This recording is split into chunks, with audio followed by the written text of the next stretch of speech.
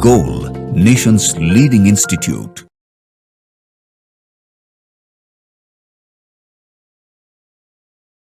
Hello students, myself Faizal Khan. Today we are here to discuss the solution of Spot Test 9 Eye Opener held on 19th of March 2025. Actual में अगर इसकी बात करें तो इसको eye opener इसलिए बोला गया क्योंकि जितने भी स्पॉट टेस्ट हुए अभी तक उनके सारे यहाँ पे रिपीटेड क्वेश्चन हैं, सिर्फ एक चेक करने के लिए कि अभी आप लोगों की मेमोरी पावर कितना स्ट्रांग है और कितना एक्यूरेसी के साथ आप ये क्वेश्चन सॉल्व कर सकते हैं।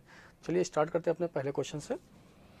Now the first question is, a current carrying loop is placed in a uniform magnetic field. The torque acting on it does not depend upon. देखिए अगर हम लोग यहाँ पे टॉर्क की बात करें, टॉर्क के मैग्नीट्यूड के, तो टॉर्क इक्वल टू होता है क्या यूनिफॉर्म मैग्नेटिक फील्ड में, तो M B into sine theta, जहाँ पे एम क्या है मैग्नेटिक मूवमेंट, इसी एम को हम लोग लिख सकते हैं N I A B into sine theta, because magnetic movement को लिख सकते हैं number of turns into current into area vector. अब यहाँ पे पूछा कि ये टॉर्क जो है किस फैक्टर के ऊपर डिपेंड नहीं करता है, डज नॉट डिपेंड पूछा गया। तो देखिए करंट के ऊपर डिपेंड कर रहा है, तो यहाँ पे करंट के ऊपर डिपेंड कर रहा है, मैग्नेटिक फील्ड के ऊपर है, एरिया ऑफ लूप के ऊपर है, शेप ऑफ लूप से इंडिपेंडेंट, तो option will B first. Next question, question number 137, match the column 1 and 2। Column 1 and 2 को मैच करना। फर्स्ट दे रखा फ्लोटिंग बॉडीज, तो फ्लोटिंग बॉडीज एक्चुअल में बेस्ड होता है आर्किमिडीज प्रिंसिपल के ऊपर, तो ए का होना चाहिए यहाँ पे थर्ड, तो ए का ऑप्शन जहाँ पे थर्ड होगा वही अपना ऑप्शन होगा, ऑप्शन सेकंड या फोर्थ में से कोई एक करेक्ट होगा। विस्कस फोर्स की बात करें तो विस्कस फोर्स जानते हैं हम लोग F V equal to 6 pi eta into R into V T, जहाँ पे v टर्मिनल वेलोसिटी और नीटा यहाँ पे कोफिशिएंट ऑफ विस्कोसिटी, ये रिलेटेड होता है स्टोक्स लॉ से, तो b का होना चाहिए फोर्थ, तो ए का थर्ड बी का फोर्थ, तो सेकंड ऑप्शन में दिख रहा है क्योंकि यहाँ पे बी का सेकंड हो गया। एनर्जी कंजर्वेशन, बर्नौलीज प्रिंसिपल इसी के ऊपर बेस्ड होता है, कंजर्वेशन ऑफ एनर्जी के ऊपर, और इस स्पीड ऑफ एफ्लक्स की बात करें तो वो टॉसलीज लॉ होता है, तो ये हो गया यहाँ पे फर्स्ट, तो डी का फर्स्ट, सी का सेकंड, बी का फोर्थ एंड ए का थर्ड, तो option will be second. Next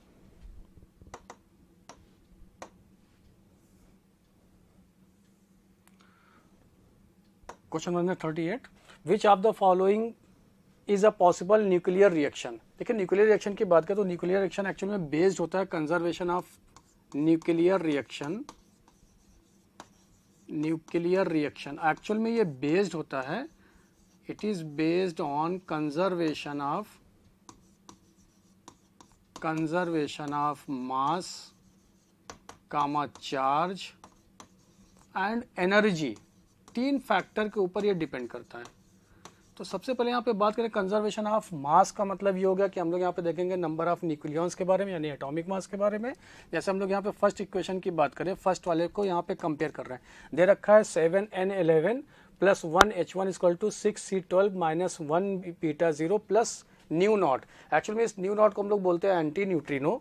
तो यहाँ पे देखिए पार्टिकल है एंटी न्यूट्रिनो। यहाँ पे पहले कंपेयर करते हैं कंजर्वेशन ऑफ मास के बारे में बात करें, तो यहाँ पे दे रखा है 11 लेफ्ट साइड में, प्लस यहाँ पे मास इसका दे रखा है 1, तो 11 प्लस 1 हो गया 12, ये हम लोग बात किए लेफ्ट हैंड साइड में।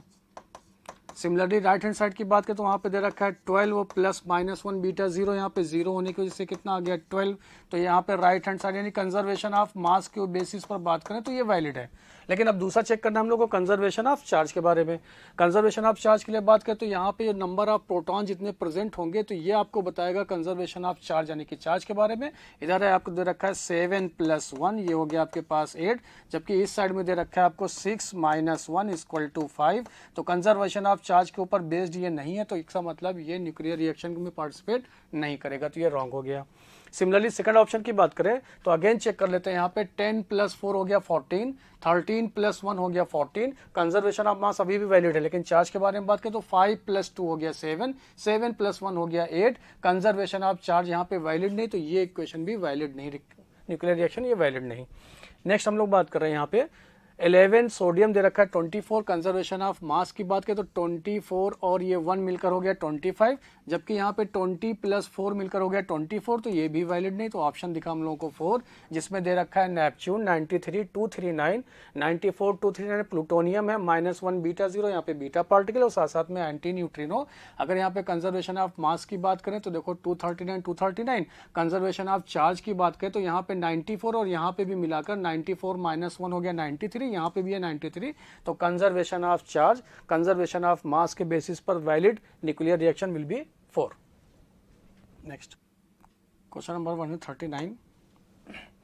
The fundamental frequency in an open organ pipe is equal to the fifth harmonic of a closed organ pipe if the length of the closed organ pipe is 30 centimeter.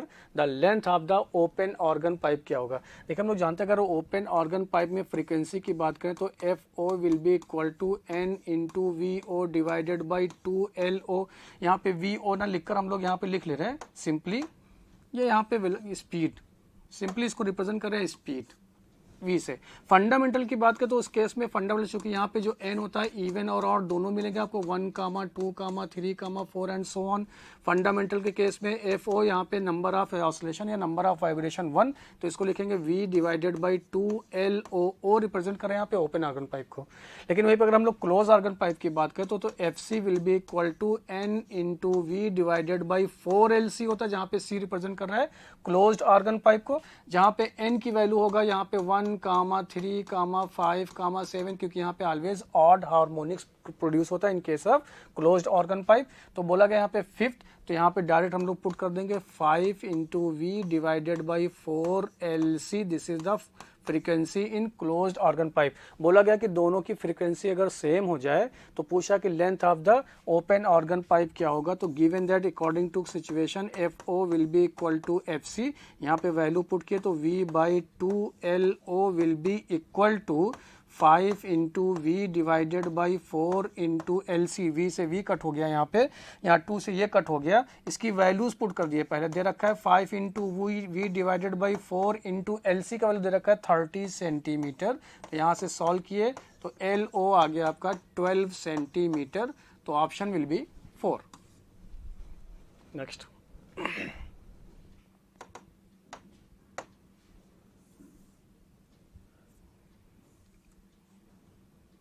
Question number 140. When two monochromatic lights of frequency nu, उसको हम लोग F पढ़ लें, and 2F are incident on a photo electric metal, their stopping potential becomes Vs/3 and Vs respectively. The threshold frequency for this metal. हम लोग अगर यहाँ पे आइंस्टीन्स की इक्वेशन की बात करें तो जानते हैं आइंस्टीन की equation K max will be equal to HF minus of HF naught, जो कि होता है ऑलवेज EV नॉट के बराबर, जहाँ पे V naught stopping potential according to given situation. First case में E दे रखा है स्टॉपिंग पोटेंशियल Vs/3, यहाँ पे लिख लिए Vs/3. उस केस में इंसिडेंट रेडिएशन की फ्रीक्वेंसी है HF माइनस HF नॉट, यहाँ पे F नॉट रिप्रेजेंट कर रहा है थ्रेशोल्ड फ्रीक्वेंसी को. सेकंड सिचुएशन की बात करें यहाँ पे तो दे रखा है यहाँ पे स्टॉपिंग पोटेंशियल अब Vs है, लेकिन इंसिडेंट रेडिएशन की फ्रीक्वेंसी हो गया 2F के बराबर minus of HF not.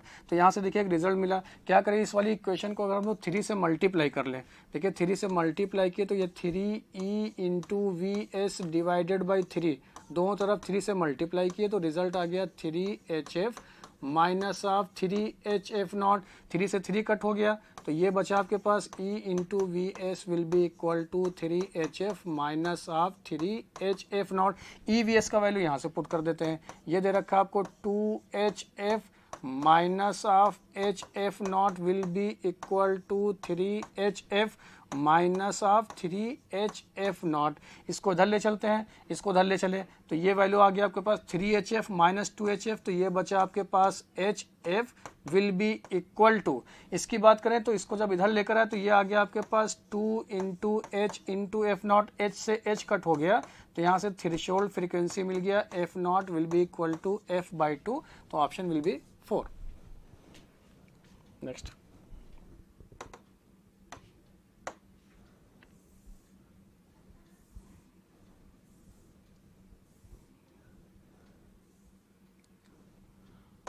Question number 141. The displacement of a particle is represented by the equation y is equal to 8 cos pi by 6 minus 4 omega t. The motion of the particle, 4 option दे रखा है, SHM है या नहीं.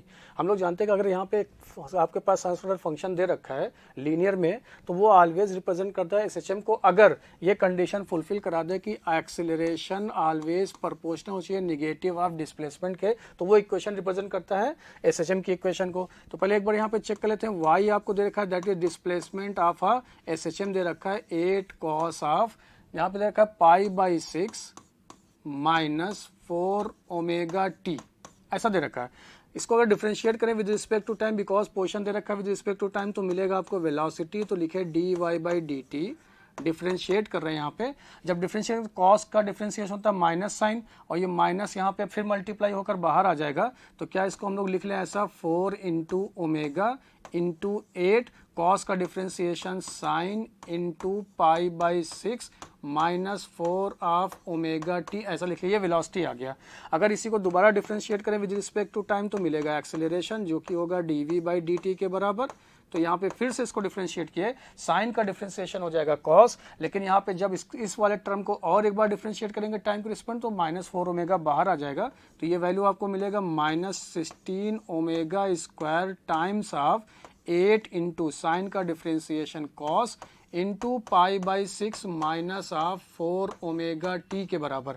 अगर हम लोग ध्यान से देखें, हम माइनस साइन ये तो कांस्टेंट टर्म है, और ये क्या दे रखा है आपको, डिस्प्लेसमेंट यहाँ पे y की वैल्यू, तो एक्सेलरेशन आ गया आपके पास माइनस 16 ओमेगा स्क्वायर, ये कांस्टेंट टर्म हो गया, इंटू वाई, यानी कि ये रिप्रेजेंट कर रहा है कि एसएचएम की इक्वेशन को। तो ऑप्शन यहाँ पे जो देखा 4 वाला नॉन पीरियोडिक, तीसरा यहाँ पे दे रखा है पीरियोडिक तो था, लेकिन यहाँ पे चेक करना था हम लोग कि हार्मोनिक है नहीं, तो इसका चेक कर लिया कि ये हार्मोनिक फंक्शन होगा, जिसमें टाइम पीरियड की वैल्यू पता करना है तो लिखते हैं हम लोग 2 पाई बाई ओमेगा, लेकिन यहाँ पे गिवन वैल्यूज में ओमेगा दे रखा है आपको 4 ओमेगा, तो यहाँ पुट कर देंगे, तो t equal to 2 pi divided by 4 of omega will be equal to pi by 2 omega. तो ये एक हार्मोनिक रिप्रेजेंट कर रहा है with period pi by 2 omega, तो option will be second. Next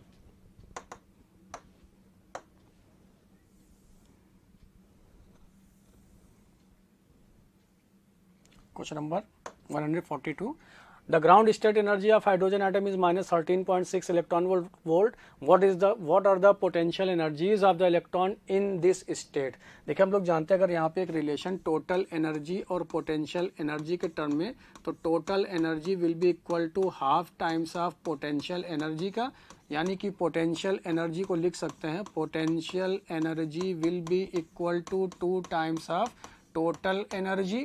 तो 2 और टोटल एनर्जी आपको दे रखा है माइनस का 13.6, जब इसको मल्टीप्लाई किए तो मिला माइनस 27.2 इलेक्ट्रॉन वोल्ट, तो option will be second. Next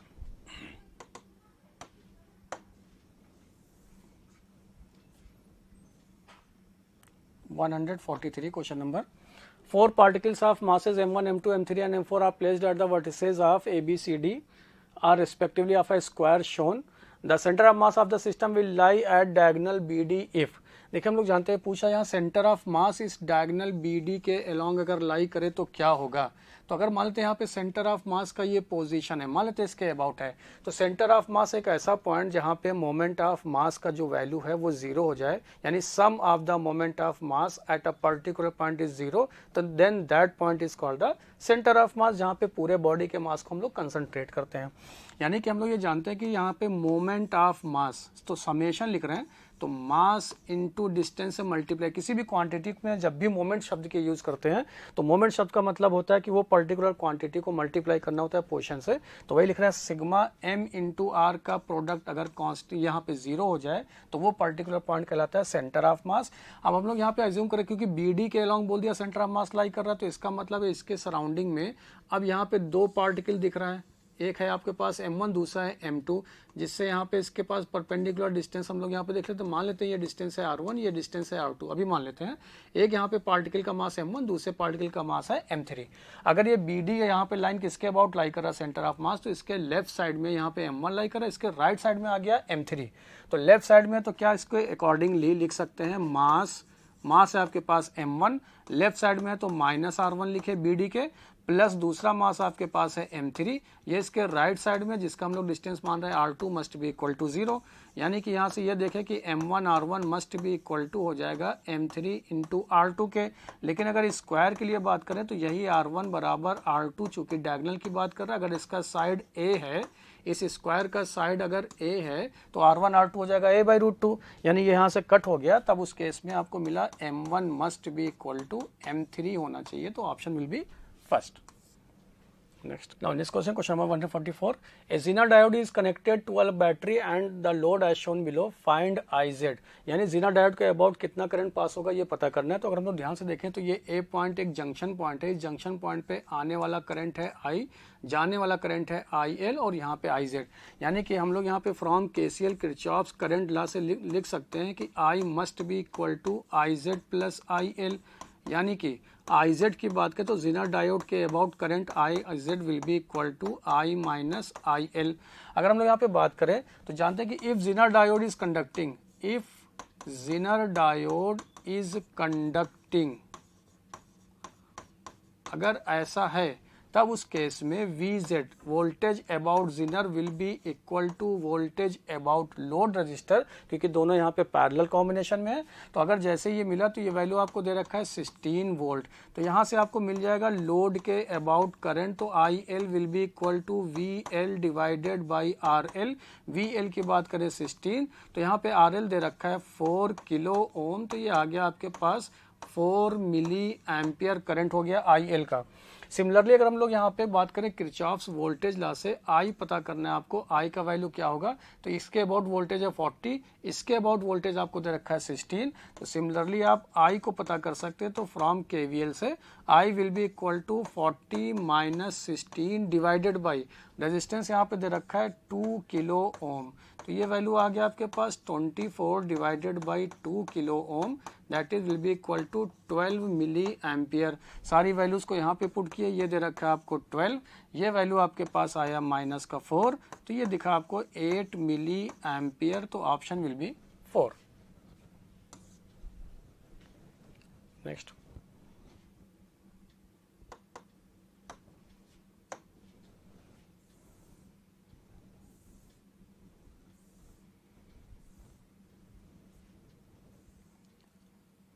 145 question number. The density of a newly discovered planet is 4 times that of Earth. The acceleration due to gravity at the surface of planet is equal to that the surface of Earth. If the radius of the Earth is capital R, then radius of the planet will be। ठीक है, हम लोग यहाँ पे बात करें कि G equal to होता है acceleration due to gravity will be equal to GM/r², जिसको 4/3 pi into rho into G into R density term में भी लिख सकते हैं। यानी यही acceleration due to gravity proportional हो गया डेंसिटी इंटू रेडियस के आर के। अगर हम लोग फिर यहाँ पे ध्यान दें कि इसको लिख ले रहे हैं किसी प्लैनेट के लिए, तो यहाँ पे लिखे ये अर्थ के लिए, तो ये डेंसिटी हो गया प्लैनेट का, ये डेंसिटी हो गया अर्थ का, इंटू यहाँ पे रेडियस लिखे प्लैनेट का, इंटू रेडियस लिखे अर्थ का।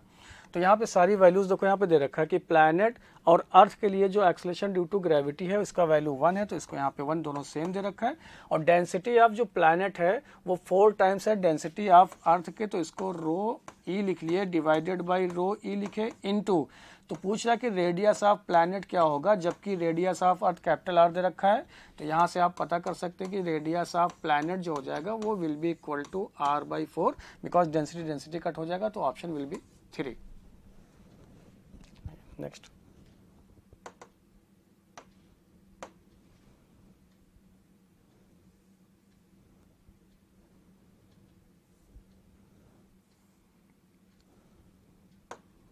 146 in a PN junction diode the change in temperature due to heating.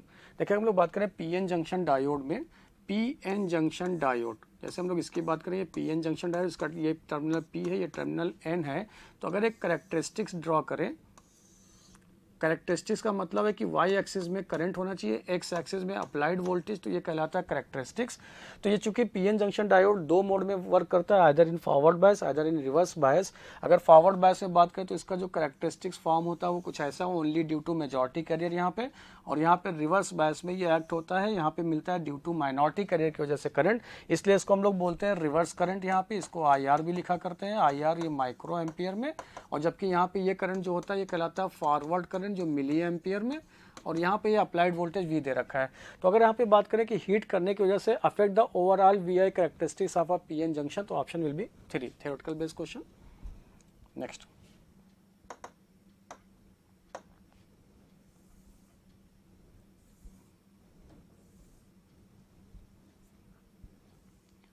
147 question number. A rope of negligible mass is wound around a hollow cylinder of mass 4 kg and a radius of 60 cm. The rope is pulled with a force of 80 Newton. What is the linear acceleration of the rope? Assume that there is no slipping. एक शब्द है यहाँ पे no slipping. ये तभी possible होगा जब v बराबर r ओमेगा हो. अगर इसको आप डिफ्रेंशिएट करो टाइम के रिस्पेक्ट में तो ये मिलेगा आपको dv by dt will be equal to r times of d omega by dt.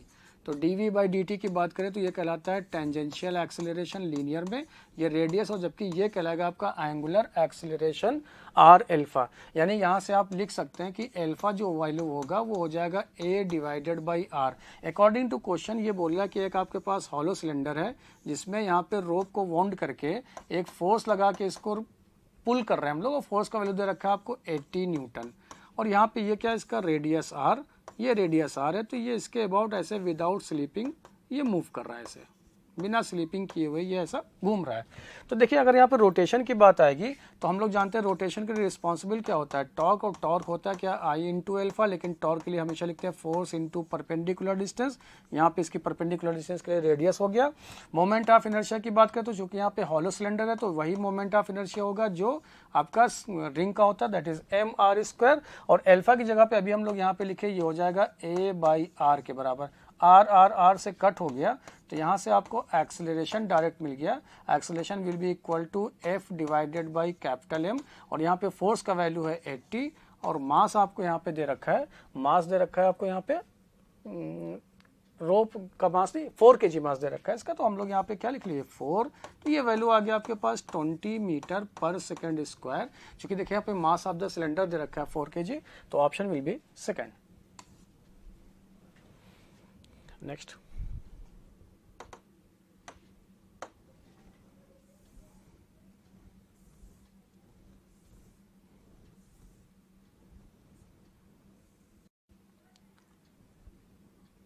Question number 148. PQ and RS are long parallel conductors separated by certain distance. M is the midpoint between them. See the figure. The net magnetic field at M is B.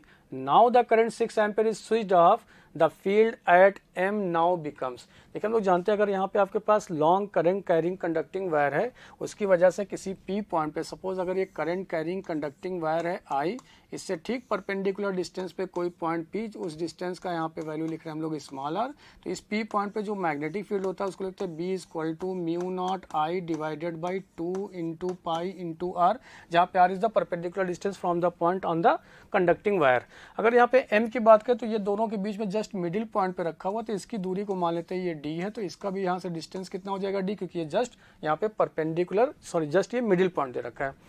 अब यहाँ पे net magnetic field eight point M, जब दोनों यहाँ पे wire में current, एक में 6 एम्पियर, दूसरे वायर में करंट दे रखा है 3 एम्पियर, तब मैग्नेटिक फील्ड क्या होगा, तो लिख रहे हैं हम लोग M पॉइंट पे magnetic field will be equal to B1 plus B2 या B1 माइनस B2, वो डिपेंड करता है किसके ऊपर, यहाँ पे डायरेक्शन के ऊपर. अगर हम लोग स्ट्रेट वायर की बात करें तो स्ट्रेट वायर में मैग्नेटिक फील्ड के डायरेक्शन को पता करने के लिए राइट हैंड पाम रूल का यूज करते हैं. क्या करेंगे, राइट हैंड लेंगे, थंब को करेंगे along the direction of current, rest finger towards the point P जहाँ पे पता करना है मैग्नेटिक फील्ड, और उसको पुश करेंगे तो पाम का जो डायरेक्शन होगा वो डायरेक्शन आपको बताएगा मैग्नेटिक फील्ड के बारे में. तो मैग्नेटिक फील्ड इसकी वजह से, इस 6 एम्पियर वाले वायर की वजह से मैग्नेटिक फील्ड गया इनटू द प्लेन में, तो उसको हम लोग लिख रहे हैं अभी पॉजिटिव यानी B1 मान रहे हैं. सेकंड वाले से पता करना है तो करंट का डायरेक्शन इधर है, तो थंब करेंगे along the direction of current, rest finger towards point P, palm इस बार आ रहा है आउटवर्ड डायरेक्शन में, तो इसकी वजह से मैग्नेटिक फील्ड आएगा आउटवर्ड डायरेक्शन में, जबकि 6 एम्पियर से गया मैग्नेटिक फील्ड इनवर्ड डायरेक्शन में. यानी अगर एक डायरेक्शन को पॉजिटिव तो दूसरा डायरेक्शन अपने आप यहाँ पे क्या हो जाएगा, नेगेटिव. तभी हम लोग लिखे यहाँ पे B1 माइनस B2. लेकिन कौन सा यहाँ पे मैग्नेटिक फील्ड बड़ा होगा, तो यहाँ पे देख रहे हैं चूंकि ये सेपरेशन सेम है तो मैग्नीट्यूड ऑफ करंट ही बताएगा कि किसकी वैल्यू B1 बड़ा होगा या B2 बड़ा होगा. तो यहाँ 6 है, यहाँ 3 है, तो इसलिए B1 को बड़ा लिखे B2 से. सारी वैल्यूज को यहाँ पे पुट करते हैं अकॉर्डिंग टू फार्मूला दे रखा है यहाँ पे. तो 6 mu naught divided by 2 pi D minus ये यहाँ पे करंट है 3, तो 3 mu naught divided by 2 pi D. Solve किए तो ये वैल्यू आ गया आपके पास 3 mu naught divided by 2 pi D, और इसका वैल्यू ये इस पॉइंट पे B एट M लिख रहे हैं, B एट M ये दे रखा है क्वेश्चन में कैपिटल B के बराबर according to question.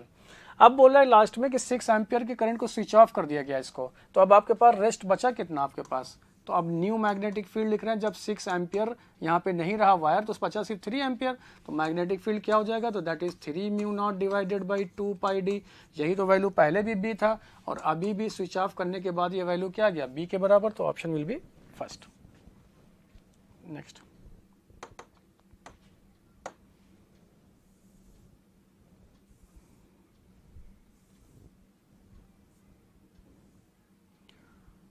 (149) question number. A wind with speed 60 meter per second blows parallel to the roof of a house. The area of the roof is 300 meter square. Assuming that the pressure inside the house is atmospheric pressure, the force exerted by the wind on the roof and the direction of force will be, जबकि density of air दे रखा 1.2 kg per meter cube।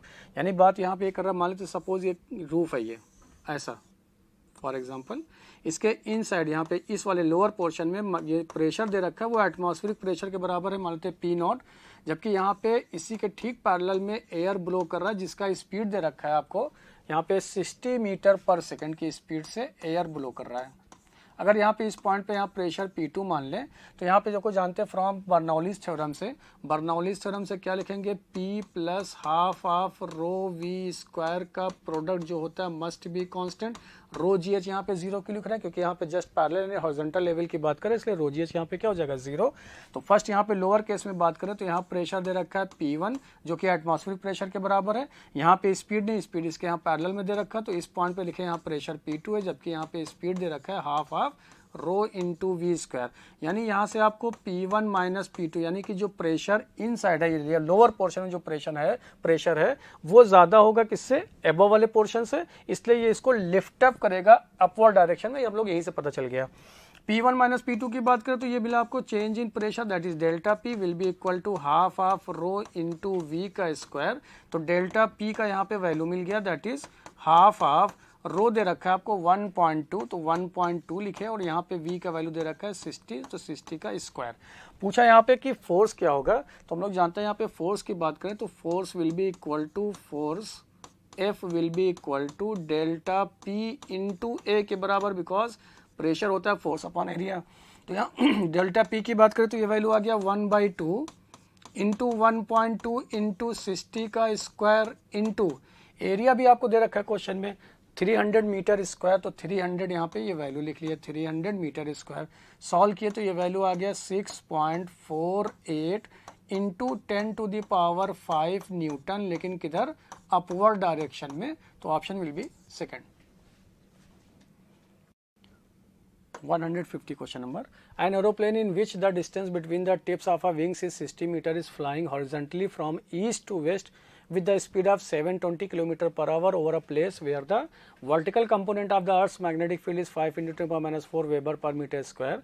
The potential difference between the tips of the wings would be. अगर हम लोग यहाँ पे potential difference की बात करें, चूंकि यहाँ पे एक मूविंग ऑब्जेक्ट है ये, तो पोटेंशियल डिफरेंस मान लेते हैं उसके टिप्स का VA माइनस VB जो कि बनाएगा क्या, इसको मोशनल EMF, क्योंकि मोशन की वजह से प्रोड्यूस्ड। हम लोग EMF की बात करें will be equal to integration of, ये भी जानते हैं हम लोग B.dl क्रॉस V, और यहाँ पे इस पूरे इंटीग्रेशन की वैल्यू को जब सॉल्व करके लिखते हैं हम लोग VA minus of VB equal to E equal to B into V into L, जिसको कहते हैं मोशनल EMF। ये तभी लिखते हैं जहाँ यहाँ पे जब तीनों के तीनों फैक्टर म्यूचुअली परपेंडिकुलर, यानी कि मैग्नेटिक फील्ड परपेंडिकुलर होना चाहिए लेंथ के और वो भी परपेंडिकुलर होना चाहिए स्पीड के, तभी यहाँ पे हम लोग इसको लिख पाते हैं, जो कि कहलाता है यहाँ पे मोशनल EMF, जहाँ पे L को हम लोग लिखते हैं इफेक्टिव लेंथ।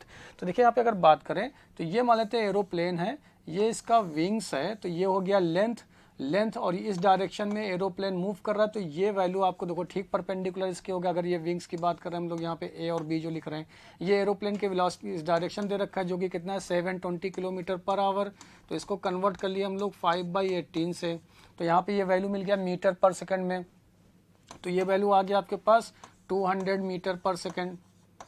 ठीक है, ये 18 4 जा तो 200 मीटर पर सेकेंड। जैसे सॉल्व के तो v इक्वल टू 720 इंटू 5/18 5/18 क्यों, क्योंकि यहाँ पे किलोमीटर पर आओ तो मीटर पर सेकंड से कन्वर्ट कर लिए, तो यहाँ पे 18 4 से हो गया 40 इंटू 5 से मल्टीप्लाई, तो ये आ गया 200 मीटर पर सेकंड। तो यहाँ पे देखो, और दूसरी बात दे रखा है कि vertical component of earth magnetic field जो इन दोनों के म्यूचुअली परपेंडिकुलर होगा, आइदर इस डायरेक्शन में आइदर इसके इनवर्ट डायरेक्शन, यानी कि तीनों म्यूचुअली परपेंडिकुलर, तो डायरेक्ट आप यहाँ से लिख सकते हैं। तो E equal to magnetic field का वैल्यू दे रखा है 5 into 10 to the power -4, magnetic field के वैल्यू लिख लिए।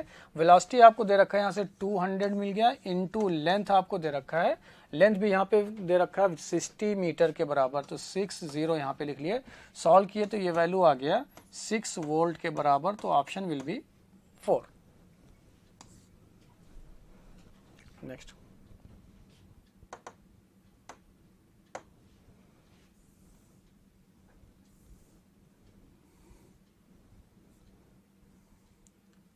151 question.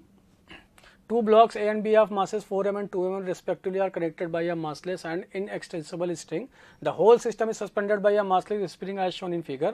The magnitudes of acceleration of A and B immediately after the string is cut are respectively.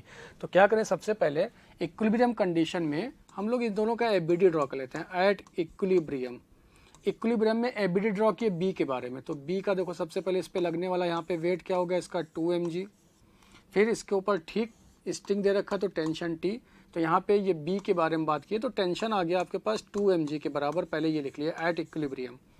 Next यहाँ पे ए के बारे में बात करें तो ए के जस्ट बिलो यहाँ पे लगने वाला जो वेट होगा दैट इज 2 mg। ए के कांटेक्ट में स्ट्रिंग भी है स्प्रिंग भी है, तो स्ट्रिंग की वजह से यहाँ पे टेंशन टी, बिकॉज टेंशन का ऑलवेज पुलिंग नेचर होता है, तो ब्लॉक के नीचे स्ट्रिंग है तो स्ट्रिंग इसको पुल करेगा इस डायरेक्शन में, इसलिए टेंशन का डायरेक्शन ये आया, और जबकि स्प्रिंग ठीक इसको अपवर्ड डायरेक्शन में, ये भी पुलिंग नेचर, तो इसका वैल्यू यहाँ पे मिला FSP। ये हम लोग ड्रॉ किए ए के बारे में, तो यहाँ पे इक्विलिब्रियम में यही स्प्रिंग फोर्स इक्वल हो गया, टी की वैल्यू पुट किया 2 mg या 4 mg, तो ये आ गया 6 mg के बराबर इन इक्विलिब्रियम। अब देखिए यहाँ पे बोल दिया क्वेश्चन में कि इसको कट कर दिया गया 10, ये जैसे इसको कट किए तो टेंशन का वैल्यू तो इमीडिएट 0, लेकिन अगर हम यहाँ स्प्रिंग फोर्स की बात करें तो जस्ट इमीडिएट कट करने पे स्प्रिंग फोर्स का वैल्यू यहाँ पे इमीडिएट चेंज नहीं होता, बिकॉज स्प्रिंग फोर्स प्रोपोर्शनल होता है x के, और x जो होता है वो प्रोपोर्शनल होता है टाइम के। कैसे? x equal to ut plus half at² जानते हैं हम लोग, तो यानी कि यहाँ पे एक्स, ये पोर्शन जो होगा x जो होगा वो कुछ समय लेगा अपने पोर्शन को रिगेन करने के लिए, तो यानी स्प्रिंग फोर्स भी अपनी वैल्यू को इमीडिएट चेंज ना करेगा, यानी जस्ट कटिंग होने पर भी स्प्रिंग फोर्स का value remain same because it is a function of x। तो अगर यहाँ पे देखते हैं अब स्ट्रिंग को कट कर दिया गया, तो नाउ स्ट्रिंग इज कट। देखिए जैसे इसको कट किए तो देखिए t का वैल्यू 0 हो गया। b के लिए बात करें तो 2 mg must be equal to 2 into M into A B की बात किए, ये तो हम लोग जान भी रहे कि ये फ्री फॉल करेगा, तो इसका वैल्यू आ गया g मीटर पर सेकेंड स्क्वायर। तो वैसे भी देखना था कि यहाँ पे b का जो वैल्यू होगा g, तो फोर्थ ऑप्शन तो अपने आप गलत हो गया। अब देखिए बात करें हम लोग यहाँ पे a के लिए, तो a के पास लगने वाला फोर्स अपवर्ड डायरेक्शन में 6 mg, डाउनवर्ड डायरेक्शन में लगने वाला जो फोर्स है वो -t माइनस हाफ यहाँ पे 4 mg must be equal to 4m of a. हम लोग न्यूटन सेकंड लॉ की बात की है, लेकिन कट करने की वजह से टेंशन का वैल्यू तो 0, स्प्रिंग फोर्स का वैल्यू रिमेन सेम, तो ये वैल्यू आपके पास बचा 2 mg must be equal to 4m into acceleration of a. तो एक्सेलरेशन ऑफ ए आ गया आपके पास दैट इज g/2, तो option will be 3। Next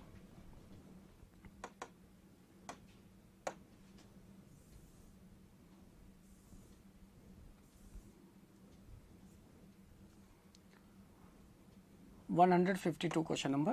Two parallel plate of area A are separated by two different red dielectrics as shown in figure. The net capacitance is. देखिए हम लोग जानते हैं यहाँ पे अगर पैरेलल प्लेट कैपेसिटर की बात करें तो उसके बीच का जब भी सेपरेशन हाफ करते हैं तो वो कॉम्बिनेशन ऑलवेज बनता है सीरीज कॉम्बिनेशन। अब मानते हैं इसका कैपेसिटेंस दे रखा है C1, इसका कैपेसिटेंस हो जाएगा C2। अगर C1 की बात करें तो क्या C1 को लिख सकते हैं K टाइम्स, चूंकि यहाँ पे C1 को लिख सकते हैं हम लोग K1 times of epsilon naught A divided by D/2, और C2 की बात करें तो ये हो जाएगा K2 times of epsilon naught A divided by D/2, separation D है। कैसे पता चला कि ये सीरीज कॉम्बिनेशन होगा? तो देखो एक बार यहाँ पे चेक भी कर लेते हैं। यहाँ पे ये पैरेलल प्लेट कैपेसिटर जिसके जस्ट मिडिल पे ये देखिए एक यहाँ पे डॉटेड लाइन ऐसा। पहला यहाँ पे सिस्टम दे रखा है, यहाँ पे डाइलेक्ट्रिक K1 है तो इसका कैपेसिटेंस C1 लिख रहे हैं, इस पे यहाँ पे डाइलेक्ट्रिक फिल किए K2, यहाँ पे लिख रहे हैं C2, क्योंकि जो जस्ट मिडिल वाला लाइन है ये इन दोनों के लिए कॉमन है। तो ये कॉम्बिनेशन आपका आ गया सीरीज में, जिसके लिए इक्विवेलेंट जब लिखेंगे तो लिखेंगे हम लोग C1 into C2 divided by C1 plus C2। Values put किए, C1 का वैल्यू आ गया आपके पास K1 और C2 का वैल्यू हो गया K2 और epsilon naught A divided by D/2, तो दोनों में कॉमन, तो इसका यहाँ पे स्क्वायर हो गया डिवाइडेड बाई। अब यहाँ पे सम कर रहे हैं तो सम करेंगे तो K1 प्लस K2, चूंकि epsilon naught A divided by D/2 ये हो जाएगा कॉमन, तो इसको कॉमन करके बाहर निकालिए तो एक से एक कट हो गया। तो आपके पास यहाँ पे जो C का रिजल्ट आया तो C will be equal to K1 into K2 divided by K1 plus K2 times of epsilon naught A divided by D/2, तो यहाँ पे 2 ऊपर ले लिए। K1 K2 की जस्ट वैल्यू पुट किए, एक दे रखा आपको 2, एक दे रखा आपको 4 डिवाइडेड बाई यहाँ हो गया ये 2 plus 4 into 2 times of epsilon not A/D। तो इसको जब और थोड़ा रिजॉल्व किए तो ये वैल्यू आ गया 8/3 epsilon naught A divided by D, तो ऑप्शन विल बी 4। नेक्स्ट,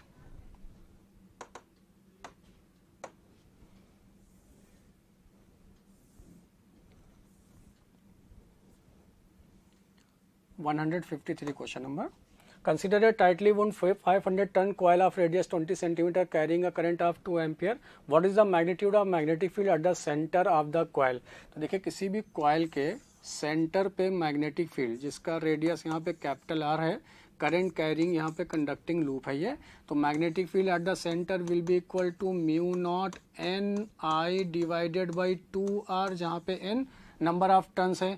सारी वैल्यूज को पुट किए तो ये हो गया 4 pi into 10⁻⁻⁷ absolute permeability of free space. Number of turns आपको दे रखा है यहाँ पे 500 इंटू करंट का वैल्यू दे रखा है यहाँ पे 2 डिवाइडेड बाई लिखे 2 और रेडियस यहाँ पे आपको दे रखा है क्वेश्चन में 20 सेंटीमीटर, तो इसको 20 सेंटीमीटर था तो इसमें कन्वर्ट कर लिए -2 में, चूँकि ये मीटर में ले आए।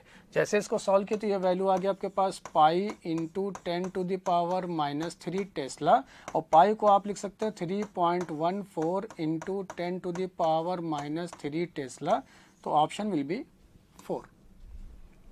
Next,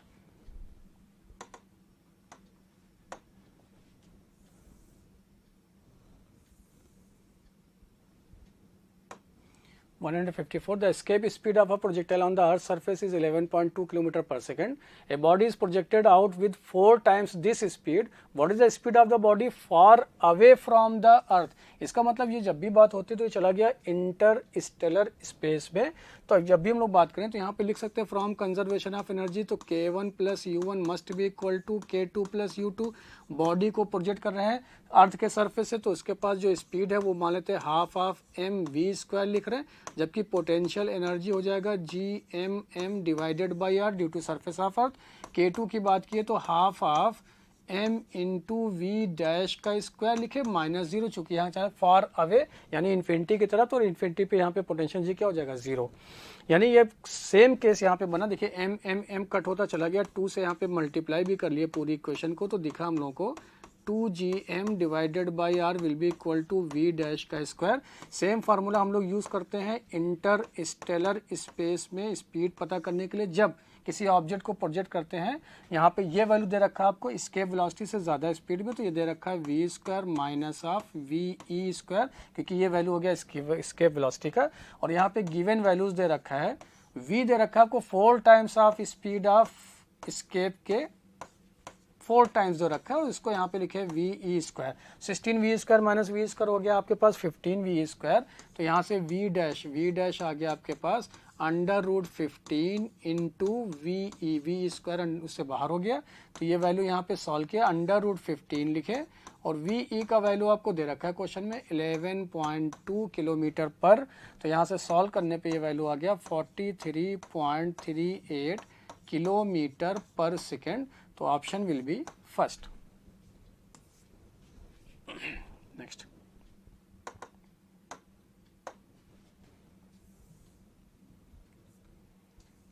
(155) question number. A metal ball of mass 4 kg moving with a velocity of 54 km per hour has head-on collision with a stationary ball of mass 6 kg. If after the collision the two balls move together, the loss in kinetic energy due to collision. देखिए two balls move together, इसका मतलब ये perfectly inelastic का case हो गया. तो यहाँ पे क्वेश्चन ये बोल रहा है कि आपसे पास कि पहले ये बॉल है जिसका मास m1, स्पीड u1 से जा रहा है, जिसकी स्पीड आपको दे रखा है 54 किलोमीटर पर आवर. तो 5/18 से मल्टीप्लाई करके ये मिल गया हम लोग को 15 मीटर पर सेकेंड. स्ट्राइक किया एक दूसरे से जो कि यहाँ पे रेस्ट पे है. ये हम लोग बात कर रहे हैं जस्ट बिफोर कोलिजन की.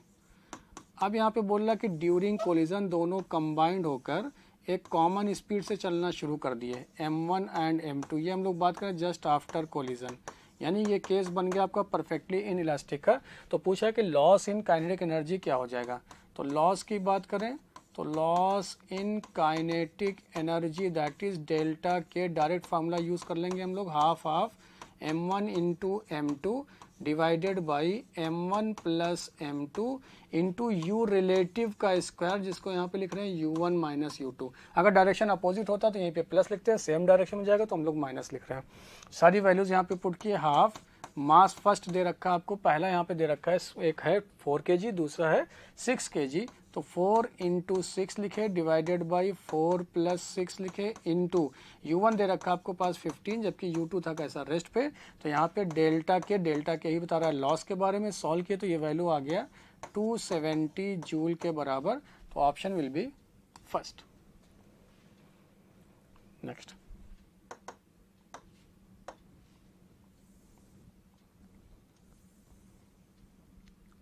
156 question number.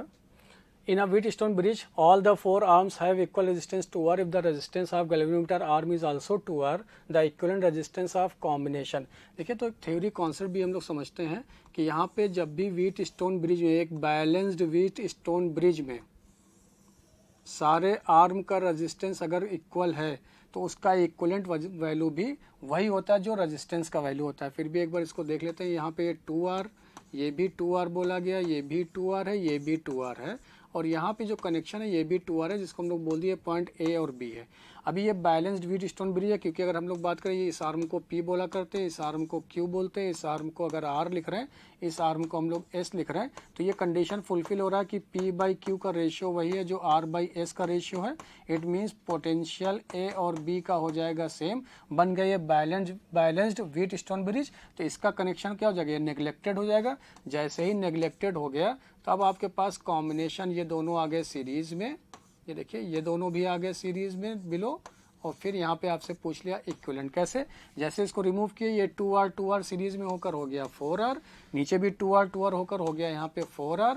तो अगर हम लोग इक्विवेलेंट की बात करें तो इक्विवेलेंट का वैल्यू हो जाएगा, जब भी सेम रजिस्टर अगर पैरेलल में तो R/N लिखा करते हैं. R का वैल्यू यहाँ पे 4R और कितने ऐसे 2 हैं, तो ये आ गया 2R के बराबर. तो ऑप्शन विल बी सेकंड. और वैसे भी याद रखना है कि जब भी बैलेंस व्हीटस्टोन ब्रिज में अगर आर्म के रेजिस्टेंस सब सेम हो तो इक्विवेलेंट का वैल्यू वही होगा जो आर्म का रेजिस्टेंस होगा. नेक्स्ट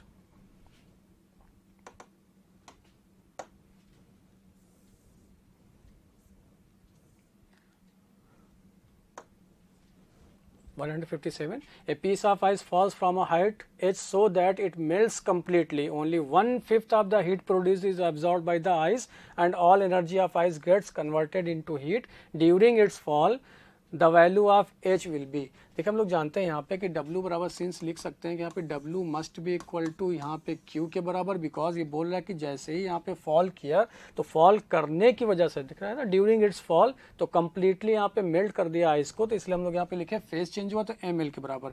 लेकिन यहीं पे बोल रहा है कि 1/5 हुआ ओनली, तो 1/5 और W यानी वर्क डन, जिसको हम लोग लिख रहे हैं mgh के बराबर, must be equal to m into L. तो यहाँ से आपको h का वैल्यू मिल गया. तो h का वैल्यू हो जाएगा 5 इंटू एल डिवाइडेड बाई जी. सारी वैल्यूज पुट कर दिए. 5 l का वैल्यू आपको दे रखा है 3.4 इंटू 10⁵ जूल पर kg में, और g का वैल्यू यहाँ पे देखो दे रखा 10 न्यूटन पर kg में. इसको सॉल्व किया तो यहाँ पे h का वैल्यू आ गया आपके पास 170 किलोमीटर. तो option will be 3. Next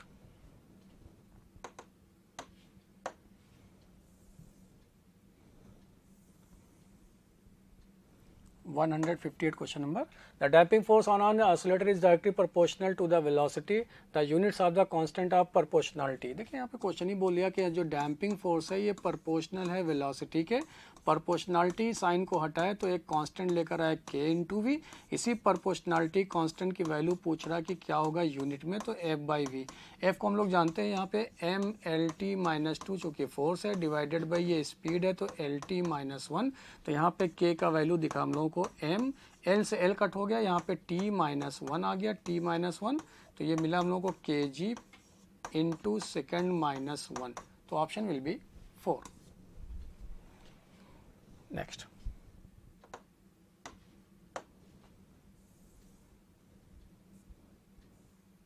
(159) question number.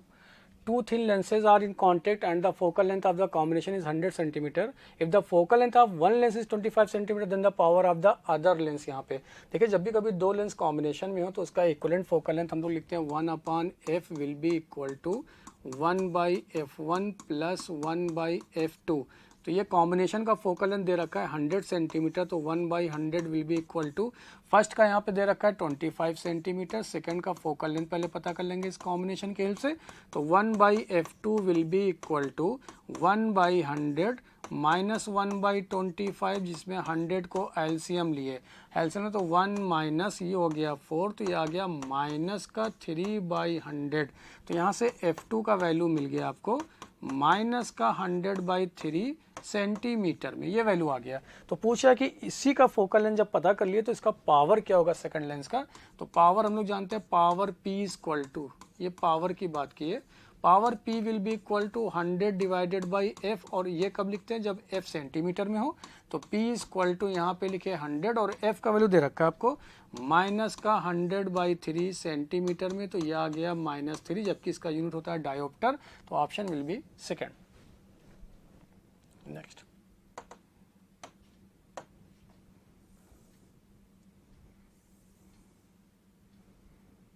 (160) question number. In a transformer, number of turns in a primary coil are 500 and that in the secondary coil are 2000. If the current in the primary coil is 12 ampere, then in the secondary coil, देखिए हम लोग जानते हैं कि number of turns का जो ratio होता है in secondary coil ns divided by primary coil में will be proportional to voltage across secondary coil primary coil. लेकिन करंट में ठीक यही रेशियो रिवर्स होता है, तो IP/IS लिखेंगे. सारी वैल्यूज यहाँ पे दे रखा है कि नंबर ऑफ सेकेंडरी कॉइल का टर्न्स है यहाँ पे 2000, जबकि प्राइमरी कॉइल का नंबर ऑफ टर्न्स दे रखा है आपको 400. प्राइमरी कॉइल में करंट दे रखा है आपको 12 डिवाइडेड बाई सेकेंडरी कॉइल का करंट पूछ रहा है आपसे. तो यहाँ से आ गया IS सेकेंडरी कॉइल में current will be equal to 3 ampere. तो option will be 3. Just formula based question. Next.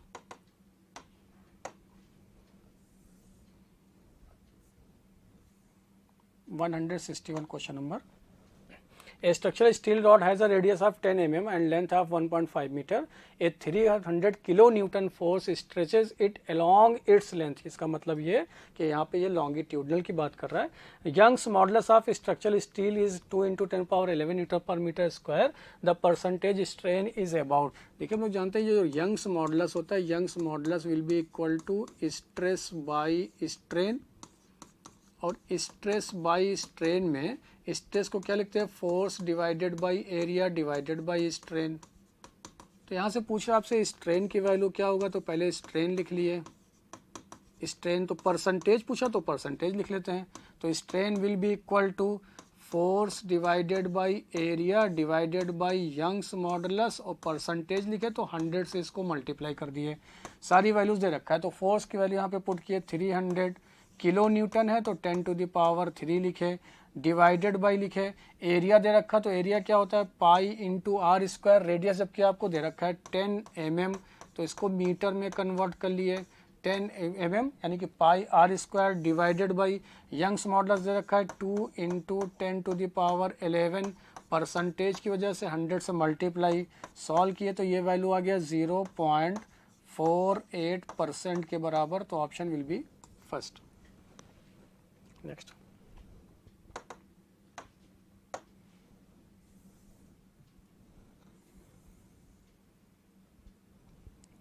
(162) A secondary cell after long use has an EMF of 1.96 volt and a large internal resistance of 140 ohm. What maximum current can be drawn from the cell? Maximum current की जब भी बात आती है तो actual में ये short circuiting का केस होता है, जिसके लिए आप डायरेक्ट यहाँ पे लिख सकते हैं कि maximum current in a cell I max will be equal to EMF of the cell divided by internal resistance. Value दे रखा है आपको 1.96 डिवाइडेड बाय, ये हो गया 140 ओम के बराबर. सॉल्व किए तो ये रिजल्ट आया 0.014 एम्पियर. तो option will B first. Next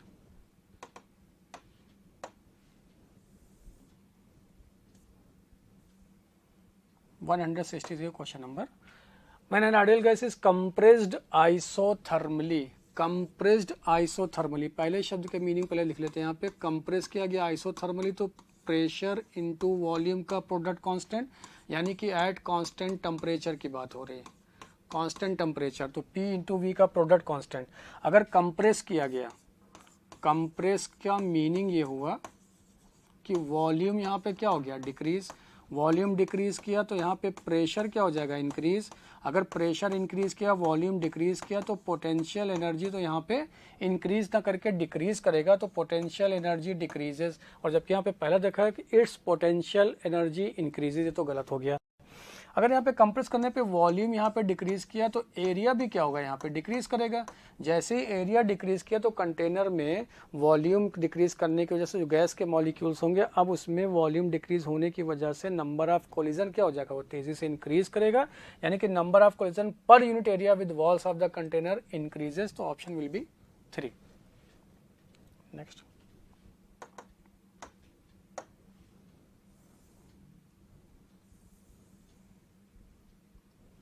164 question number. A wheel rotates with a constant acceleration of 4 radian per second square. इसका मतलब ये एंगुलर एक्सेलरेशन दे रखा है. If the wheels starts from rest, यानी कि initial angular velocity 0, the number of revolution it makes in the first 17 second will be approximately.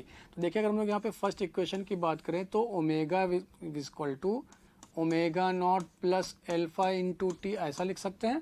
Otherwise हम लोग यहाँ पे चूंकि इसने बात कर लिया कि नंबर ऑफ रिवोल्यूशन यानी कि एंगुलर डिस्प्लेसमेंट के टर्म में बात करें तो लिख सकते हैं omega naught T plus half of alpha into T square. ये वाली इक्वेशन क्यों लिखे, क्योंकि यहाँ पे देखो ओमेगा नॉट दे रखा है, 0 टाइम भी दे रखा है, एल्फा भी दे रखा है, तो यहाँ थीटा मिल जाएगा. और थीटा जब मिल जाएगा दैट इज एंगुलर यहाँ पे डिस्प्लेसमेंट, तो उससे हम लोग लिख सकते हैं 2n पाई. इसी थीटा को लिख सकते हैं 2 इंटू n इंटू पाई, जहाँ पे n क्या है, नंबर ऑफ रिवोल्यूशन. क्वेश्चन में वही पूछ रहा है. हाफ इंटू एल्फा, एल्फा दे रखा है आपको 4 रेडियन पर सेकंड स्क्वायर, जबकि ये दे रखा है 17 सेकंड, तो 17 का स्क्वायर लिखे. तो यहाँ से नंबर ऑफ टर्न्स पता करना था, तो ये हो गया 2 इंटू 17 इंटू 17 डिवाइडेड बाई, यहाँ से देखिए 2 और पाई का वैल्यू यहाँ पे पुट कर दिए 22/7. तो ये सॉल्व करने पे ये रिजल्ट आता है अप्रॉक्सीमेट 92. तो option will be second. Next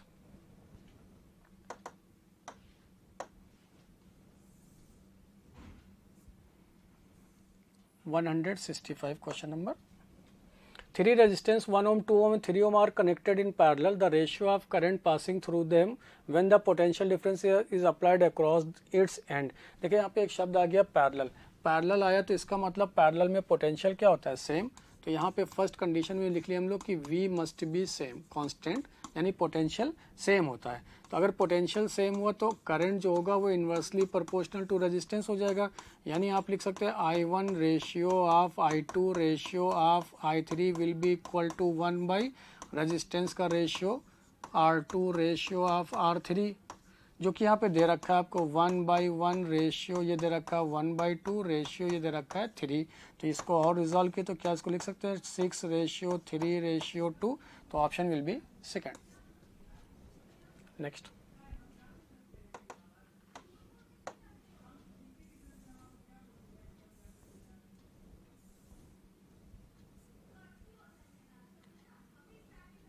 166 question number. Assertion and reason based है. फर्स्ट दे रखा है यहाँ पे if we move from poles to equator the direction of acceleration due to gravity of earth always points towards the centre of earth without any variation in its magnitude. ये statement जरा check करना होगा। अगर हम लोग यहाँ पे shape of earth की बात करें तो शेप ऑफ अर्थ के बेसिस पर अगर ये वाला पॉइंट पोल और ये यहाँ पे पॉइंट दे रखा है आपका इक्वेटर, ये ई है इक्वेटर, ये इसका यहाँ से डिस्टेंस है R E, radius of equator, जबकि इसको हम लोग लिख रहे हैं रेडियस ऑफ पोल। और ये जानते हैं कि रेडियस ऑफ इक्वेटर ज़्यादा होता है रेडियस ऑफ पोल की वजह से। और दूसरी बात, अगर हम लोग यहाँ पे रोटेशन ऑफ अर्थ के रिस्पेक्ट में बात करें तो जो जी डैश होता है ड्यू टू रोटेशन, तो इसको लिखते हैं g minus r omega square into cos square lambda. यहाँ पे लैम्डा क्या है, लैटिट्यूड एंगल। और यहीं पे पोल के लिए बात करें तो जी ऑफ पोल का वैल्यू तो होगा जी, बिकॉज उस केस में लैटिट्यूड एंगल बनेगा 90 और कॉस 90 होता है 0। लेकिन यहीं पे जी ऑफ इक्वेटर के लिए बात करें तो ये वैल्यू हो जाएगा जी माइनस आर ओमेगा स्क्वायर, क्योंकि यहाँ पे इस केस में लैटिट्यूड एंगल होता है 0 डिग्री और कॉस 0 होता है 1। यानी कि ड्यू टू शेप और ड्यू टू रोटेशन की बात करें तो पोल से इक्वेटर तरफ जाने में, पोल से इक्वेटर की तरफ जाने में जी का वैल्यू देखो यहाँ पे वैरी करता है। और जबकि यहाँ पे बोल रहा है कि विदाउट चेंज इट्स मैग्नीट्यूड, तो फर्स्ट स्टेटमेंट तो यहाँ पे रॉन्ग हो गया। स्टेटमेंट सेकंड की बात करें तो at equator direction of acceleration due to gravity towards the centre of the earth. तो मान लेते हैं यहाँ पे कहीं किसी भी पॉइंट पे ही, इक्वेटर नहीं किसी भी पॉइंट पे, मान लेते ये सन इसके फोकस पे, इसके रिस्पेक्ट में एक प्लेनेट है ये जो रिवॉल्व कर रहा है कांस्टेंट, यहाँ पे स्पीड कांस्टेंट है, यानी कि वी से स्पीड यहाँ रिवॉल्व कर रहा है। तो इसकी वजह से इस प्लेनेट का मास अगर m, इसका मास अगर कैपिटल M, तो due to force of attraction इन दोनों के बीच का सेपरेशन यहाँ पे r, तो इसका डायरेक्शन ऑलवेज होता है टुवर्ड्स द सेंटर, जिसको हम लोग लिखते हैं G M m divided by r square. तो ये सेकंड स्टेटमेंट करेक्ट, यानी रीजन तो करेक्ट है लेकिन यहाँ पे असर्शन हो गया गलत। If the assertion is incorrect but reason is correct, तो option will be 4। Next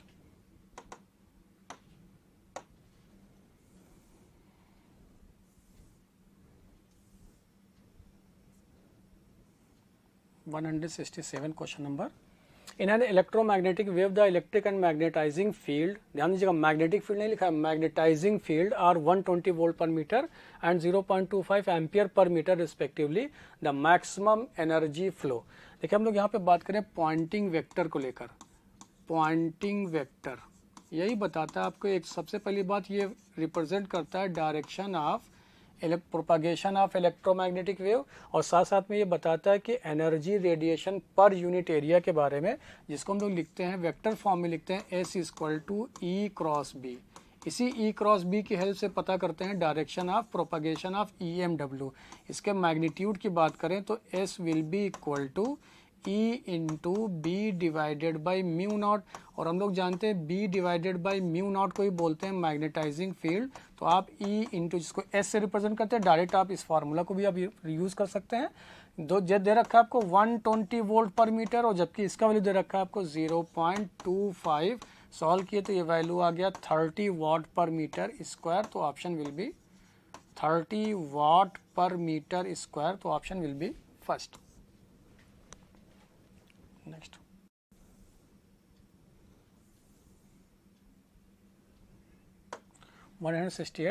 A body is projected with a speed u meter per second at an angle beta with a horizontal. The kinetic energy at the highest point is half the initial kinetic energy. The value of beta is, देखिए पहले यहाँ पे एक body को project कर रहे हैं horizontal से बीटा एंगल पर स्पीड u से, एक बॉडी जिसका मास है प्रोजेक्ट कर रहे हैं स्पीड u से एट एन एंगल बीटा पे फ्रॉम द हॉरिजॉन्टल। लेकिन बोला कि मैक्सिमम हाइट पे अब इसके पास जो स्पीड हो जाएगी तो Vx जो कि इक्वल होगा u cos बीटा के बराबर, जो कि vertical component of velocity at highest point क्या हो जाता है 0। तो बोल रहा है कि जो काइनेटिक एनर्जी होगा हाईएस्ट पॉइंट पे, तो kh highest point will be equal to half of, दे रखा है k इनिशियल के बराबर, तो यहाँ पे काइनेटिक एनर्जी की बात करें तो half of m into U square, तो जो कि दे रखा है आपको u square cos square beta will be equal to half into kinetic energy initial क्या हो जाएगा half of M U square, U से प्रोजेक्ट कर रहे हैं यहाँ पे, half M U square cut हो गया, तो यहाँ से मिला cos square beta will be equal to half. तो यहाँ से आप लिख सकते हैं cos beta will be equal to 1/√2, और कितने का वैल्यू 1/√2, दैट इज 45 डिग्री। तो बीटा का वैल्यू आपके पास आ गया 45 डिग्री, तो option will be 4।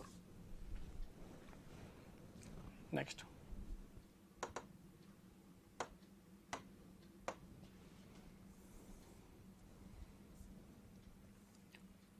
169 question number.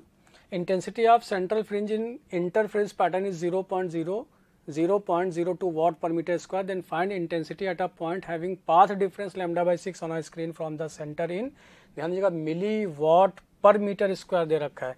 तो देखिए सबसे पहले अगर हम लोग बात करें, इंटेंसिटी जो होता है I will be equal to I max into cos square 5/2, और इसी आई मैक्स को हम लोग लिखा करते हैं 4I0 के बराबर, जो कि मैक्सिमम वैल्यू होता है, इंटू कॉस स्क्वायर 5/2, जहाँ पे 5 क्या है, phase, I is the resultant intensity.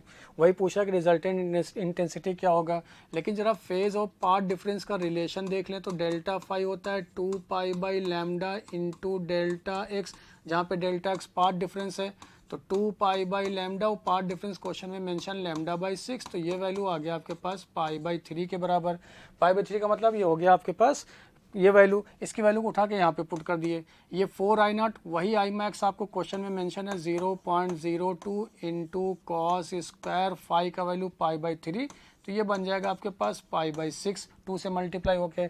π/6 का मतलब 30 डिग्री, कॉस 30 होता है √3/2, उसका स्क्वायर है तो क्या हो जाएगा 3/4, तो 0.02 इंटू ये मिला आपको 3/4. ध्यान दीजिएगा मिली वाट में पूछा गया, सॉल्व करेंगे तो ये आ जाएगा 15 मिली. ध्यान दीजिएगा मिली है ये, मिली वाट पर मीटर स्क्वायर, तो option will be second. Next.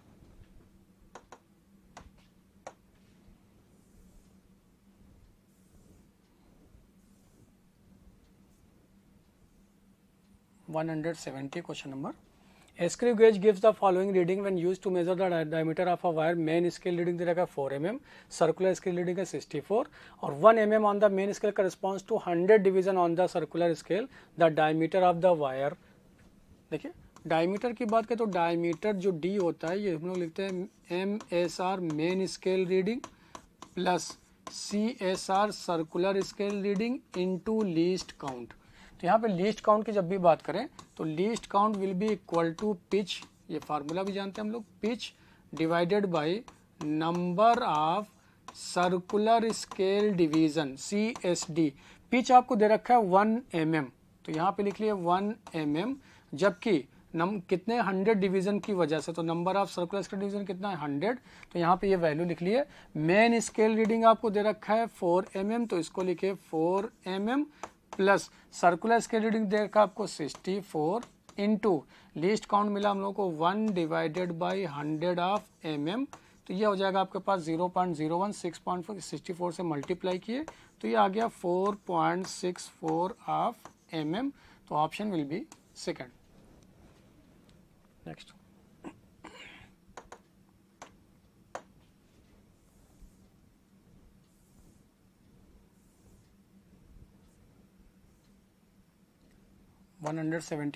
A radio transmitter radiates 100 kilowatt power at a wavelength 200 meter.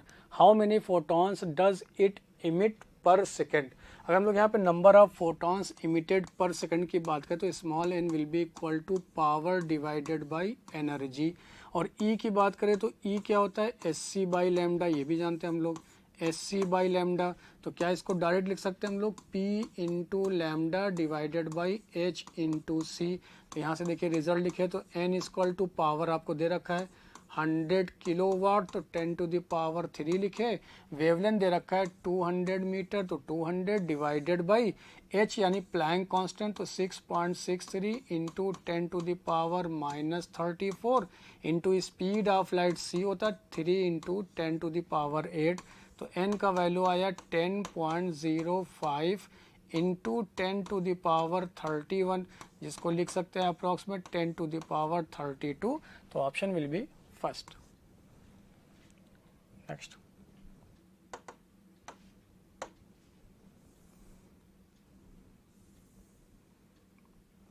Question number. A ray of light is incident on a face of equilateral triangle at an incident angle 40 degree. At this angle minimum deviation occurs. एक line आ गया the value of deviation. देखिए equilateral यहाँ पे triangle है, ये एक light rays पे incidence हुआ, ये angle of incidence I1, refract हुआ सरफेस से, फिर यहाँ पे नॉर्मल ड्रॉ किया और ये रिफ्रैक्ट होके, तो ये एंगल आपका मिला इमर्जेंट एंगल, ये है इंसिडेंट एंगल, जबकि ये angle of prism A.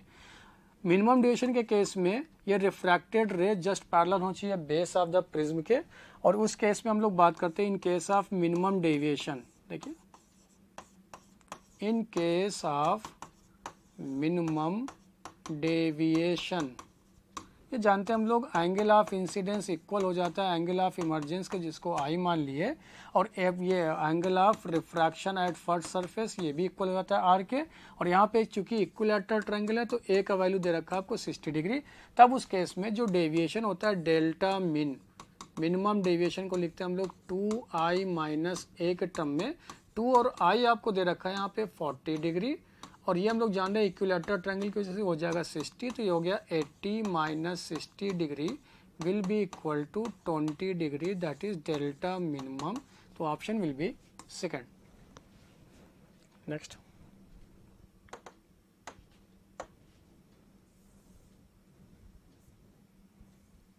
(173) Block A is placed on a smooth horizontal surface and the block B is placed in a contact with A as shown in figure. The coefficient of friction between A and B is 0.4. The minimum acceleration of block A so that block B does not fall. अगर हम लोग यहाँ पे block B के FBD की बात करें, देखिए free body diagram of B के बारे में ड्रॉ कर रहे हैं, तो B पे सबसे पहले लगने वाला इसका वेट mg डाउनवर्ड डायरेक्शन में। चूंकि यहाँ पे ये सरफेस स्मूथ है, फ्रिक्शन यहीं पे दे रखा है इन दोनों के लिए। फ्रिक्शन की अगर हम लोग बात करें तो चूंकि अपने वेट अगर mg से नीचे गिरना चाहेगा तो इसको रोकेगा कौन, फ्रिक्शन फोर्स अपवर्ड डायरेक्शन में। अगर अपवर्ड डायरेक्शन में तो ए के कांटेक्ट में है तो बी वाला ब्लॉक राइट साइड में, जबकि ए लेफ्ट साइड में, तो लेफ्ट वाला ब्लॉक ए पे एक नॉर्मल फोर्स एक्सर्ट करेगा, कांटेक्ट फोर्स, जिसको बोलते हैं नॉर्मल रिएक्शन। दूसरी बात है ये ए चूंकि एक्सलेशन में तो बी इसके कांटेक्ट में, तो इसके पास एक शूडो फोर्स आएगा जो हमेशा मोशन के अपोजिट डायरेक्शन में एक्ट होता है, जिसको हम लोग लिखते हैं मास ऑफ द ऑब्जेक्ट, जो कि हम लोग स्मॉल बी के बारे में लिख रहे हैं, into acceleration of the observer. अब देखिए बोला कि ये स्लाइड ना करे, स्लिप ना करे, डज नॉट फॉल, तो ये तभी पॉसिबल होगा जब फ्रिक्शन फोर्स, ये limiting friction should be greater than और इक्वल टू अप्लाइड फोर्स, और अप्लाइड फोर्स यहाँ पे क्या है mg। इसके बारे में बात करें तो ये होता है always mu S into N must be greater than और इक्वल टू mg, लेकिन यहाँ पे नॉर्मल रिएक्शन तो इक्वल है आपके पास शूडो फोर्स के, यानी M A must be equal to mg greater than और इक्वल टू, m से m कट हो गया, तो एक्सिलरेशन ग्रेटर देन और इक्वल टू होना चाहिए g बाई म्यू एस के बराबर, जो कि दे रखा है आपको। ग्रेटर g का वैल्यू है यहाँ पे 10, म्यू का वैल्यू है 0.4, तो ये वैल्यू आ गया एक्सिलरेशन का वैल्यू। मिनिमम होना चाहिए कितना, यहाँ से इससे सॉल्व किया तो आ गया 25 मीटर पर सेकेंड स्क्वायर, नहीं तो इससे बड़ा होना चाहिए, तो option will B first. Next,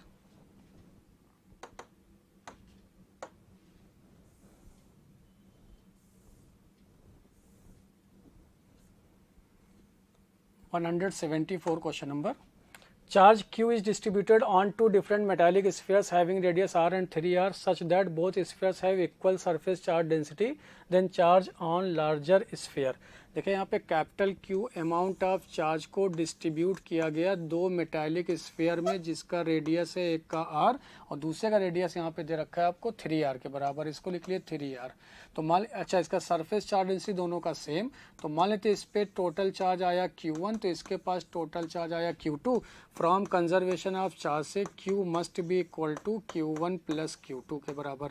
अब यहाँ पे अगर सरफेस चार्ज डेंसिटी की बात करें तो चूंकि हम लोग जानते हैं सिंस सरफेस चार्ज डेंसिटी होता क्या है, चार्ज पर यूनिट एरिया, तो उसके बेसिस पर अगर हम लोग यहाँ पे लिखे चार्ज ऑन स्मॉलर के ऊपर, तो Q1 will be equal to sigma times of area, चूंकि स्फेरिकल शेप में तो 4 pi R square. Similarly Q2 की बात करें तो सरफेस चार्ज डेंसिटी सेम है, अगेन यहाँ पे एरिया की बात करें तो 4 पाई, लेकिन रेडियस है 3r, तो 3r का स्क्वायर, तो क्या इसको 9 times of sigma into 4 pi R square भी लिख सकते हैं। ये मिला आपको Q2, इन दोनों की वैल्यू यहाँ पे पुट किए तो टोटल चार्ज आपको आ गया। तो टोटल चार्ज, चूंकि टोटल चार्ज क्वेश्चन में गिवन है, Q1 Q2 हम लोग माने थे इसलिए उसको रिप्लेस कर दिया टोटल चार्ज से, Q1 प्लस Q2, तो इन दोनों को ऐड किए तो ये वैल्यू आ गया 10 times of sigma into 4 pi into R square. तो सिग्मा की वैल्यू यहाँ से लिखिए तो Q divided by 10 times of 4 into pi into R square. पूछा आपसे लार्जर में कितना चार्ज हो, तो लार्जर वाले को तो हम लोग Q2 लिख रहे थे, तो Q2 का वैल्यू कितना हो जाएगा, that is will be equal to Q2 9, और सिग्मा सिग्मा यहाँ पे लिखा हुआ, पहले 9 लिखे, सिग्मा की वैल्यू की जगह पे पुट कर दिया Q/10 into 4 into pi into R square, ये सिग्मा की वैल्यू यहाँ पुट किए, और इंटू यहाँ पे 4 पाई आर स्क्वायर और दे रखा है, ये मल्टीप्लाई कर दिया 4 पाई आर स्क्वायर से, ये इससे कट हो गया। तो लार्जर वाले स्फीयर पे जो चार्ज आया वो 9/10 ऑफ Q के बराबर, तो option will be 3। Next,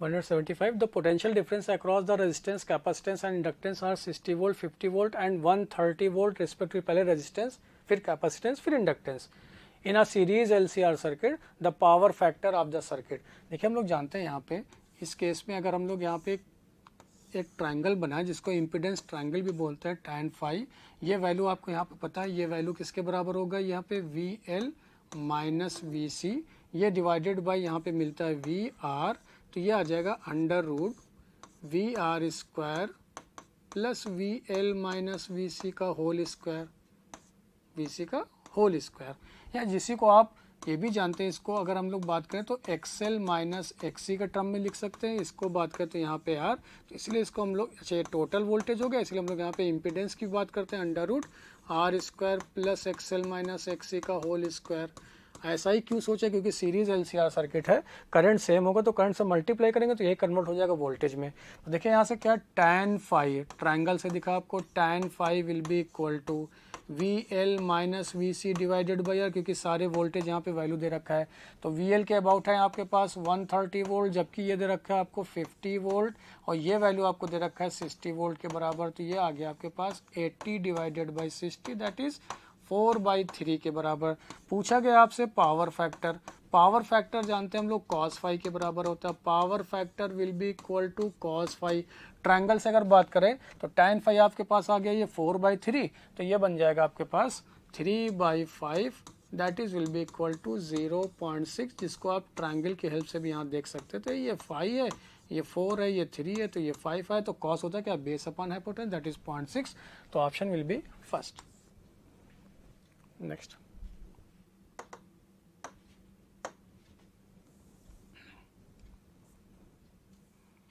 (176) question number, statement based change in internal energy of a gas depends on initial and final states of system. ये बात सही है, क्योंकि ये change in internal energy is a point function, it is not a path function. जैसे हम लोग heat and work done की बात करें तो ये दोनों होते हैं path function in case of thermodynamics की बात हो रही है, और जबकि यहीं पे delta U change in internal energy ये पॉइंट फंक्शन होता है, ये डिपेंड करता है इनिशियल और फाइनल पोजीशन के ऊपर। इसीलिए हम लोग बोलते हैं कि साइक्लिक प्रोसेस के लिए यही डेल्टा यू होता है 0, चूँकि इसके लिए इनिशियल और फाइनल पोजीशन सेम हो जाता है, इसलिए हो जाता है 0। फर्स्ट स्टेटमेंट तो करेक्ट है। दूसरा कह रहा है कि internal energy does not depend on temperature. हम लोग जानते हैं भाई जो डेल्टा यू होता है इंटरनल एनर्जी ऑलवेज इक्वल होता है n into C V into delta T के, टेम्परेचर डिपेंडेंट क्वांटिटी है डेल्टा यू। तभी हम लोग बात करते हैं कि आइसोथर्मल प्रोसेस के लिए डेल्टा टी 0 होने की वजह से डेल्टा यू क्या हो जाता है 0। तो स्टेटमेंट सेकेंड तो इनकरेक्ट है, लेकिन स्टेटमेंट फर्स्ट इज करेक्ट, तो option will be 4। Next,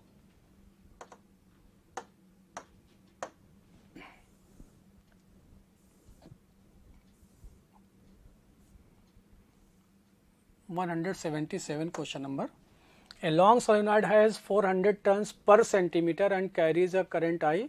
The magnetic field at its center is 8 into 10⁻² Weber per meter square. Another long solenoid has 200 turns per centimeter and it carries a current I/4. The value of magnetic field at its center. देखिए हम लोग solenoid के case में बात करें तो जानते हैं कि magnetic field at the center of a solenoid will be equal to mu naught n है, जिसको एक्सिस के अबाउट बोलते हैं, जहाँ पे स्मॉल n क्या है, number of turns per unit length. तो यानी कि जो B है ये प्रोपोर्शनल हो गया नंबर ऑफ टर्न्स और per unit length into I current के। तो यहाँ से देखिए वैल्यू लिख सकते हैं B1/B2 magnetic field will be equal to number of turns दे रखा का रेशियो इनटू करंट का रेशियो I1/I2। सारी वैल्यूज यहाँ पे पुट कर दिया। B1 आपको दे रखा है 8 into 10⁻⁻² divided by B2 will be equal to number of turns first case में देखा था 400 पर सेंटीमीटर, तो ये देखिए 400 पर सेंटीमीटर, और N2 क्या आपके पास वो दे रखा है 200 टन्स पर सेंटीमीटर। रेशियो लेने पे पर सेंटीमीटर कट हो गया। I1 की बात की तो फर्स्ट केस में यहाँ पे करंट दे रखा है आपको I, और जबकि सेकंड केस में करंट आपको दे रखा है, देखिए फर्स्ट केस में करंट है I, सेकंड केस में करंट है I/4, तो इसकी वैल्यू पुट कर दिया I डिवाइडेड बाई I/4। देखिए यहाँ से ये इससे कट हो गया 2, 4 ऊपर जाके 8 हो गया, 8 से 8 ये भी कट हो गया। तो B2 का जो वैल्यू आ गया डायरेक्ट आप लिख सकते हैं 1 इंटू 10⁻, सिर्फ पावर की यहाँ बात की तो ये आ गया -2 टेस्ला के बराबर, तो option will B first. Next,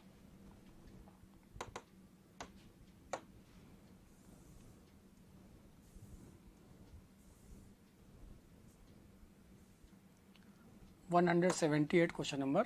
An iron rod of susceptibility 599 is subjected to a magnetizing field of 1600 ampere per meter.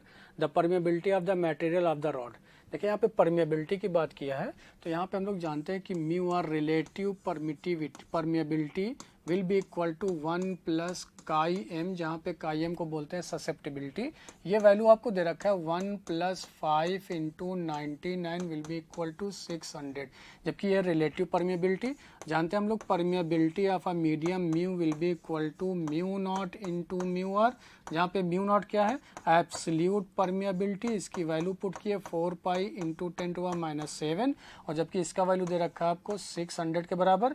इसकी वैल्यू भी पुट की है 4 इंटू ये हो गया 3.14 इंटू 6 इंटू 10⁻⁻5। तो इसको सॉल्व किए तो ये वैल्यू आ गया आपके पास 7.5, ये वैल्यू मिलेगा आपको 7.5 इंटू 10⁻⁻4 टेस्ला मीटर पर एम्पियर, तो option will be 3।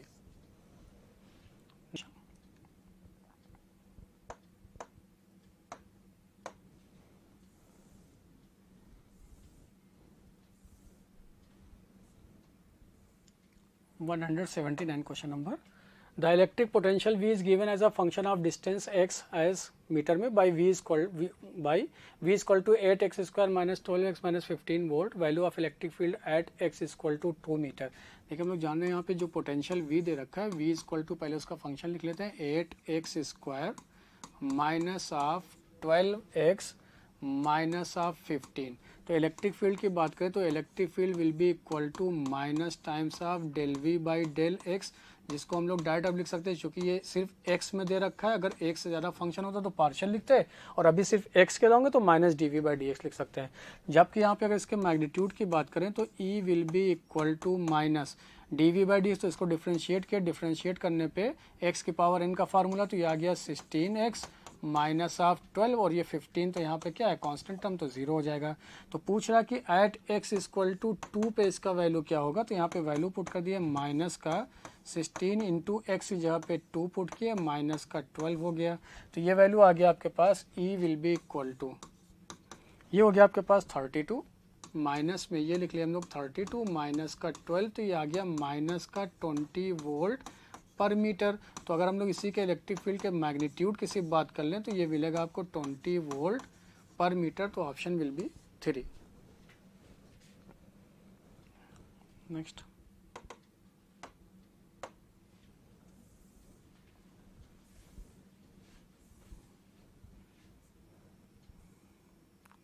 Question number 180।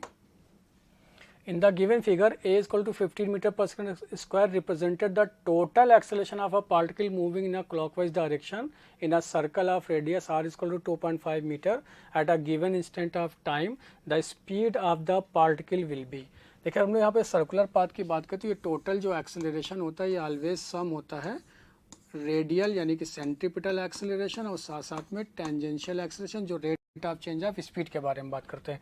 यानी कि यहाँ पे ए रेडियल की बात करें तो ये ऑलवेज होता है V square divided by R, और जबकि ए टी की बात करें तो ये होता है rate of change of speed D V by D T. जिसको हम लोग आगे चल के आर अल्फा भी बोलते हैं। अगर एंगुलर एक्सेलरेशन के टर्म में बात करें तो ये भी लिख सकते हैं। अभी यहाँ पे दे रखा है आपको, देखिए ये अगर टोटल रेजिस्टेंस है तो इसका एक कंपोनेंट जो सेंटर के अलोंग जाएगा, ये कंपोनेंट, तो क्या इसको हम लोग, इसका जो कंपोनेंट आएगा सेंटर के अलोंग में, तो उसको क्या लिख सकते हैं, a इंटू कॉस 30, बिकॉज जिधर एंगल होता है उधर हम लोग ऑलवेज लेते हैं कॉस कंपोनेंट। अगर हम लोग अकॉर्डिंग टू ज्योमेट्री बात करें तो AC जो है सेंटर के अबाउट टोटल एक्सेलरेशन का component will be equal to a into cos 30 degree, और यही सेंटीपिटल एक्सेलरेशन होता है v स्क्वायर बाई आर के, जिसको लिखे हम लोग a इंटू कॉस 30 का वैल्यू √3/2। तो देखिए क्या यहाँ से वेलोसिटी लिखेंगे तो v equal to under root में आ गया, under root a into R into under root 3/2, सारी वैल्यूज पुट कर दिए तो अंडर रूट a का वैल्यू आपको दे रखा है, a का वैल्यू है 15, इसको लिखे 15, कैपिटल आर आपको दे रखा है 2.5, तो 2.5, √3 का वैल्यू 1.732 डिवाइडेड बाई 2, इसको सॉल्व किया तो इसका वैल्यू अप्रॉक्स में आया 5.7 मीटर पर सेकेंड, तो ऑप्शन विल बी 3। तो स्टूडेंट्स ये था आज आपका डिस्कशन, और आप देख रहे थे कि इसमें सारे प्रीवियस स्पॉट टेस्ट के क्वेश्चन को रिपीट किया गया था, जस्ट एक्यूरेसी देखने के लिए कि आप अभी कितने एक्यूरेट क्वेश्चन को अटेम्प्ट कर पा रहे हो, कितने कम टाइम में कर पा रहे हैं। होप सो आप लोगों की प्रिपरेशन अच्छी चल रही होगी। Thank you so much.